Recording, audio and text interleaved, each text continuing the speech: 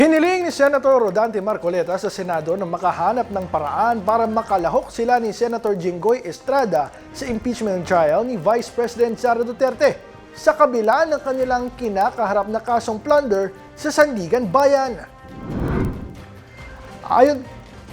Ayon kay Marcoleta, nananatili siyang isa sa 24 senador na may tungkuling bumoto sa magiging pasya ng impeachment court, kaya dapat lamang anya na mabigyan siya ng pagkakataong gampanan ang kanyang mandato.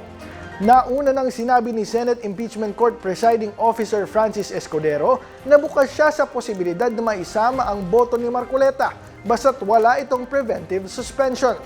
Samantala, inatasan ng Sandigan Bayan si Marcoleta na magpaliwanag kung bakit hindi siya dapat suspendihin.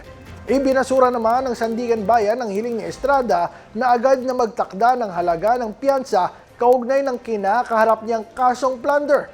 Ayon sa 5th Division, wala pang legal na batayan ang mosyon ni Estrada dahil hindi pa siya naghahain ng formal na aplikasyon para sa piyansa. Wala pa rin umanong isinagawang bail hearing para matukoy kung mahina ang ebidensya laban sa kanya.